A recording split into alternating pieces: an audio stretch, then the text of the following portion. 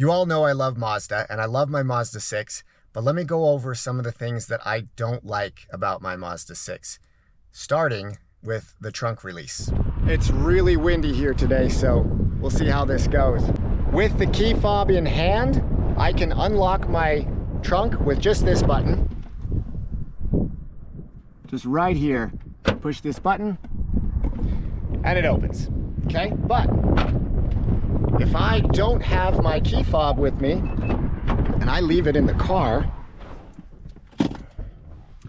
if I come out here, whether the car is started or not, if my key is not in my pocket or next to me, I cannot open this car. This will not open. That's probably a safety feature, but it's a little frustrating sometimes when you just want to be able to get in your car and you have to come back in the car to be able to grab your key fob and go right back out there and try it again. The USB charger in this car is so slow for charging. I'm finding that Mazda most likely didn't put that in the car for charging, but maybe just for accessing media. Maybe it works with the USB drive so you can listen to songs on it. I'm not sure. I've never tried that. I don't know how this works. But as far as a phone, plugging it in and charging, it is so slow. So here is where your USB charging is, right there in those ports. I couldn't find really many sources online to figure out how much power is coming out of those ports. So I called Mazda, and one of the service technicians called me back, and he said that they guessed it was 1.2 amps, which I don't believe, because this Apple box that is for charging iPads is 2.4 amps. This little one that's for charging phones is 1 amp.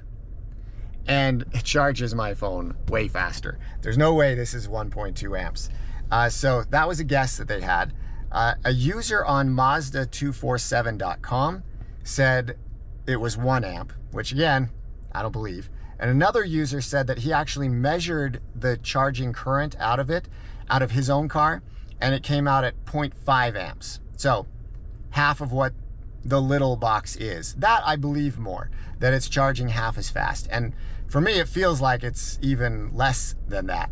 This charging port will basically keep your phone from losing power. Instead of charging it, giving it actual power, it's just leaving it even, especially when you're listening to music or something on your phone. That's what I found to be the case. For the most part, mine will charge on long trips, but you know, it's a couple percentages every hour if I'm listening to music.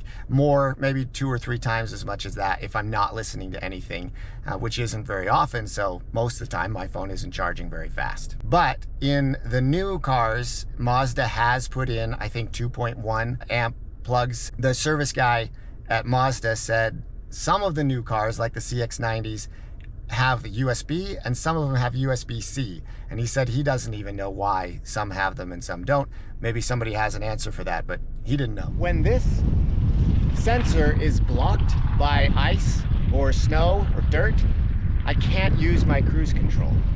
I know that's a safety feature, but I've been able to use cruise control in other cars for my whole life, and then suddenly now we have this new technology that is trying to keep us safer, but there are times when there's nobody around me and I can't use cruise control just because it's got ice on it. So that frustrates me a lot, because then I got to pull over, I got to scrape the ice off, and then I'm going again. Because sometimes I'm driving for 3 hours. Yes, first world problems, right? But you know, when you're used to being able to use a cruise control and you can't, it's a problem.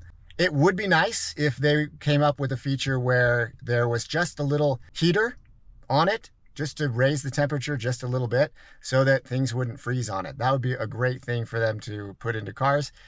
Maybe they've got it in some, but I don't know of any. That would be really nice to see. That's one of my biggest beefs, and it's not Mazda, that's in other cars as well. My Subaru does the same, but the Subaru Ascent will actually stop working if it rains a lot. Mine at least will work through rain. The only time it doesn't work is snow and ice. I can't tell you how many times this has happened. I drive home from work, pull into the garage, and I'm listening to something on the radio, usually talk radio, and I want to finish hearing what it is that they're talking about before the commercial comes on. And normally I pull in and I can turn my key to accessories and it will just turn the car off, but it will leave on my stereo and I can continue listening. Being on the phone as well. If I'm on the phone, that's the same thing. But when I got this Mazda 6, I can't do that. I don't have a key. When I turn the car off, everything's off. So I can't listen to the radio anymore. So I will sit there in the garage with the car running, listening to the radio until I finish. Or talking on the phone until I get off the phone with someone. As soon as I turn the car off, phone call goes to my phone, and then I've got to switch to speaker or pick it up and listen to it. So that I was really frustrated with for a long time. And I've owned this Mazda 6 for 6 years.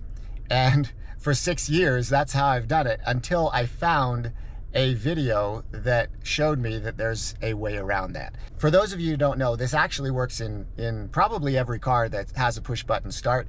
My Subaru has the same feature. So you push the brake in, and then you'll hold down this back button on the gear shift, and then you'll push the off button. And when you do that, the car turns off, and you can still talk on the phone, you can still listen to the radio, and you're good to go. That was a great thing that I wish I'd learned 6 years ago, but it took me a long time to get it, so I hope that's something that helps you. This car is equipped with a touchscreen display, which is great. It allows you to just move from place to place here easily enough, and pretty easy to use. I actually don't use it a lot. I like this wheel down here. I use it all the time. I use it a lot more than I will use the touchscreen because it's just really easy to get around. And I've got the buttons down here where I can go to the home screen and I can move around and go into settings, and it's just a lot easier to use the wheel than it is to use the touchscreen. But when I'm driving, it stops working. So, and that's a safety feature, I get it. But in a lot of cars, you can still use the touchscreen while you're driving. But in this one, as you can see, I go to use this and nothing happens. Nothing happens. Nothing happens. So you can't use it while you're driving. The other thing is with the wheel, if you're driving, you can do a few things. There are some places you can go. You can use the music. That's still something you can move around and do. There's nothing in here that stops you from going into playlists and everything else to use your music. But most of the time, anything you're going to be changing time or anything like that, I can change my head-up display here, the bass and the fade, and there's a few things on here. But it's your clock. You can't adjust your clock while you're driving. You can't adjust the rain sensing wipers, the door locks, the turn signals, which, you know, most of the time you're not going to do that when you're driving anyway. That's something where you're parked. And Bluetooth. You can't set up a Bluetooth device. Add a new device. You can't do it. You can only use what's already in there. And then system. You come in here. You can't change the language. You can't change the temperature. But the biggest thing that I've used this for when it hasn't functioned and I've wanted it to is Bluetooth. Sometimes my phone will disconnect for no reason and it won't let me connect back in.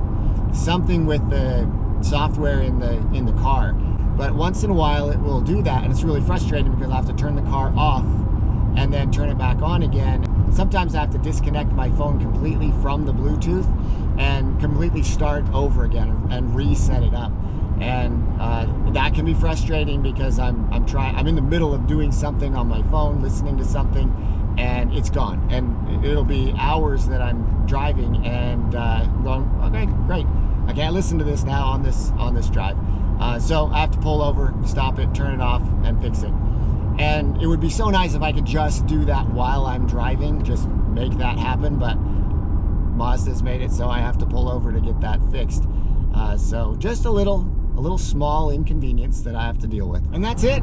As you can see, there really aren't a lot of things that I dislike about my Mazda 6. It's a fantastic car, and these are all minor inconveniences of a guy who lives in a first world country and loves it. Thanks for watching. Like the video, subscribe to the channel. I appreciate it. I'll see you next time.